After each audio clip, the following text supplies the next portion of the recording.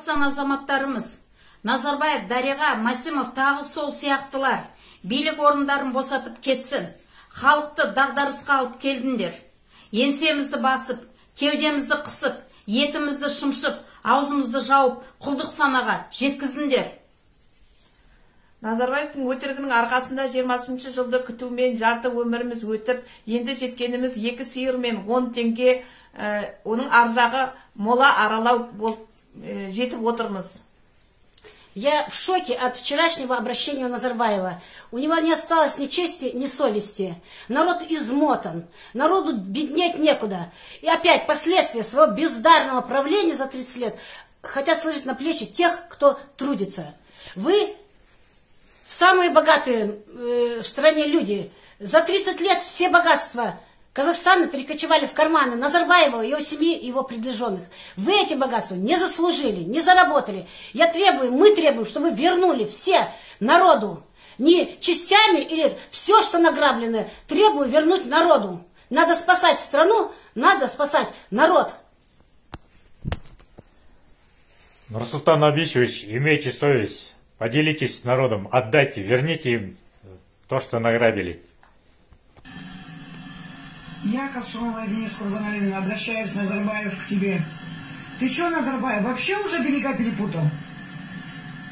Ты вообще уже ума лишился? Ты что творишь? Какие ты деньги просишь? Какие тебе фонды нужны? А? Совесть ты имеешь, сука, у тебя миллиарды, 200 миллиардов.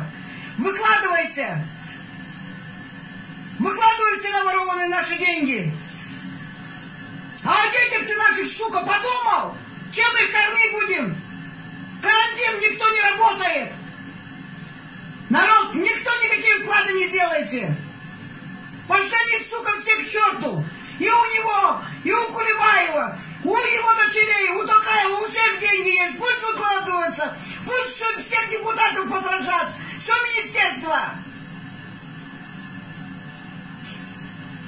Скрывайте свои полномочия, складывайте. Вон нахуй отсюда. Ассаламалейкум, қазақ елі. Назарбаев, анау кемпір шалды сүйреп жүрген итің бар. Астанадағы анау арам тамақ шошқаларың бар. Барлығын кетіңдер. Соны талап етем. Сендерден жақсылық шықпайды, қазақ халқына жандарың ашымайды. Түгел бәрін кетіңдер. Диван батырлар, жалғастырыңдар, көше партиясы алға. Мен Маңғыстау облысының тұрғынымын. Атым Айсел. Көшер партиясының челленджіне қосыламын. Үкіметтің отставка кетуін талап етемін. Олардың сірә пайда жоқ. Дулат Ағаділдің өліміне қатысты адамдарды жазалауын талап етемін. Алға Қазақстан, алға Қазақстан. Ассаламу алейкум, казахстанцы. Я присоединяюсь к общенациональному челленджу. Меня зовут Хабил Ислам. Я из города Алматы. Назарбаев не мой елбасы, Токаев не мой президент. Дариға не мой спикер парламента. Алға Казахстан, алға көше партиясы. Сәлеметсіздер ме, құрметті отандастар. Здравствуйте, дорогие соотечественники. Я Марат Мусабаев, житель города Астана. Присоединяюсь к челленджу гражданских активистов и требую отставки нынешнего правительства во главе с Нурсултаном Назарбаевым, Касым-Жомарт Токаев, Дариға Назарбаева, Карим Масимов и других, которые заняты не развитием страны, а личным самообогащением. Вы не оправдали доверие народа. Уйдите по-хорошему, уходите. Мен Қазақстан Республикасының азаматы Усей Жанат Қуанышевич, Қостанай қаласының тұрғыны. Мен осы челленджді жалғастыра отырып, Нұрсұлтан Назарбаев, Дариға Назарбаева, Қасым-Жомарт Тоқаев, Кәрім Мәсімов, министрлер, депутаттар бәрі отставкаға кеткенін қалаймын. Мынау масқара вообще. Но не деген масқара, не көмек жоқ, не жұмыс жоқ.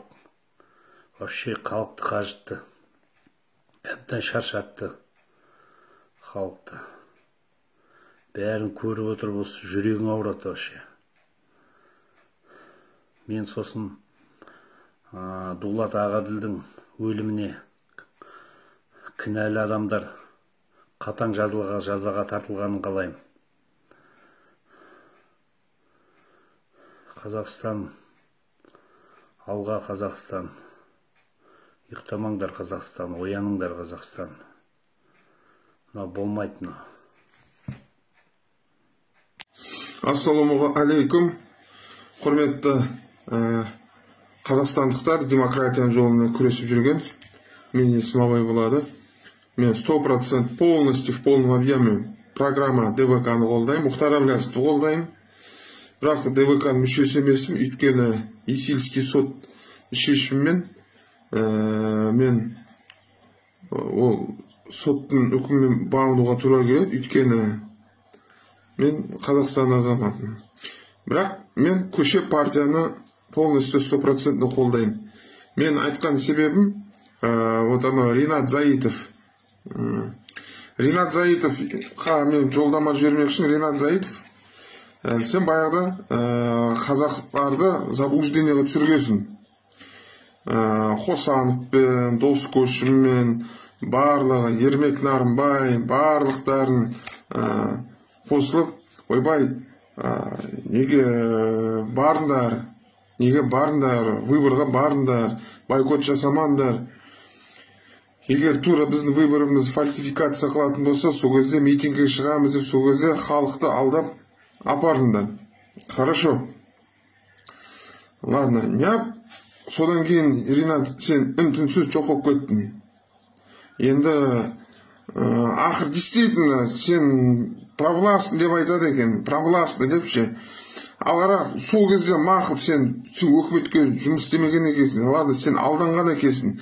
Ал неге қазір, дәл қазір, сен хотя политический убежище ал, ладно, Қазақстан істетпей, болмаса бір жерден бір квартира снимать етіп, сен таппай ма, сен бір жерге тығыласың ба, сен желаниен болса, сен істейсің. Сен тура, действительно, сен бір кого-то сенде бір айтады, Ринат, давай, Ринат, тоқта. Екіншіден, мен құрметті қазақ елі, бізде қазір алдымызда бәрібір парламентский выбор болады, болмайды емес, болады, обязательно болады, одан қашамаймыз біз. Соған мен айтатын, Мамайға сенбеңдер. Жанболат Мамай ол таза фашист, алаяқ. Ол халықты, Қазақстан халқын бөліп тастамақшы. Өткенде айтады, өзбектерді 54 мектеп бар екен, олар мектептердің бәрін жауып, узбекский язык факультативный, основной язык должен быть казахский, а казачить ету керек дейді. И ұйғырларды, 12 мектеп бар, оларды жауып керек дейді. Дуңғандар жайлы мәселесіне, құрметті қазақ ағайындар, ол дуңған не де бұл мәселе дуңғанда емес, мәселе мына Назарбаев шіреген жүйесінде. Дуңғандар айтады, дуңғандар 94% сол жерде отыр дейді.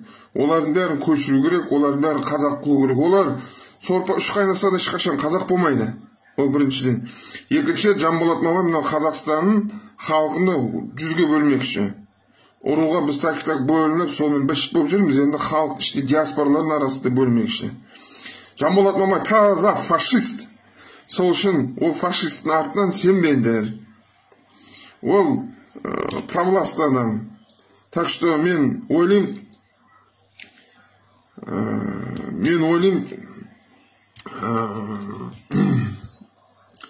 бойкот жасауымыз керек, митингге шығуымыз керек.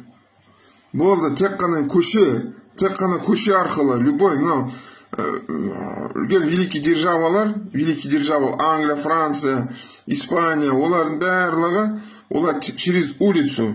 Өйткені олар халықтың қасқабағына қарайды. Халықтан қорқады. Халық отыр десе отырады, тұр десе тұрады, биле десе билейді олар. А бізде наоборот, халықты билететін, отырғызатын, тұрғызатын тек қана жалғыз адам, көп болса бір 20 адам. Соған әліміз жетпейді. құрметті ағайындар, біз қорықпауымыз керек Назарбаевтан. Назарбаевтан мына жүйеден. Так что, құрметті ағайындар, қателік жасамауымыз керек. Ринат Зайтов, ойлан, жақсылап ойлан. Рахмет.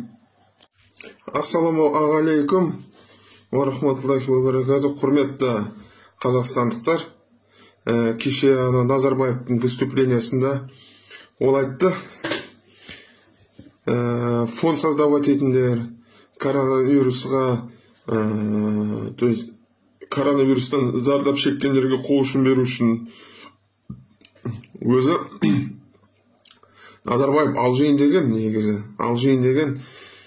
Ол бірақ негізі біз алжиын деп жатыр, Назарбаев алжыды деп сөйтіп айта береміз. Бірақ на самом деле он ой совсем басқа жақта.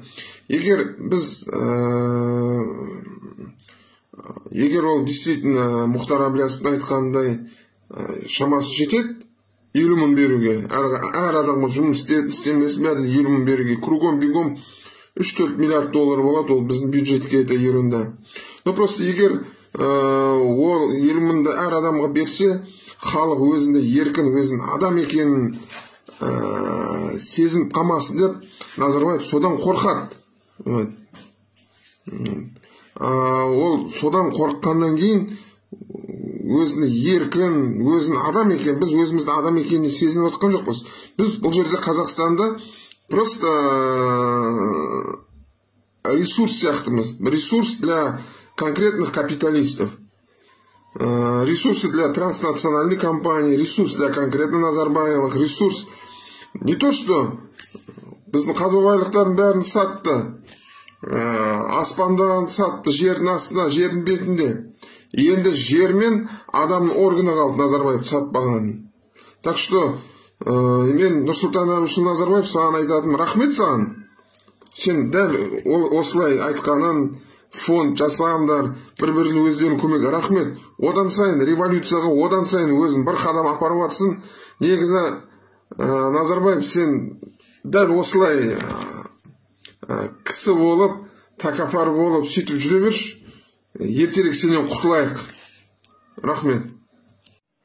Ассалаумағалейкум қазақ елі. Бүгінгі Наурыз мейрамдары құтты болсын. Осы мейрам мына отбасыларыңызға барлығына береке әкелсін. Дендеріңе саулық тілеймін.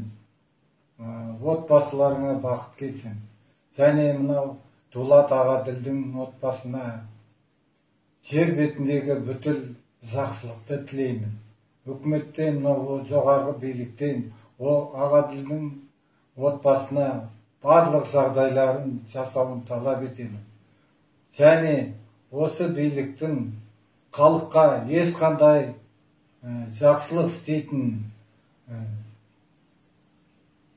көзім жетпейді. Сондықтан осы биліктің кетуін талап етемін. Өйткені бұл билік біздің қазақтың халықтың қамын ойлаған белсенділеріміз азаматтарды қинап, өлтіріп, түрмеге қанап, қамаудан басқа ештеңе қолынан келмейді. Өйткені бұл билік халықтың қамын, жастарымыздың болашағын ойламайды. Ойлағысы да келмейді, және болашақта жақсы болғанын қаламайды. Сондықтан бұл биліктің кетуін талап етемін. Көше партиясын қолдаймын. Сондықтан алға Қазақстан!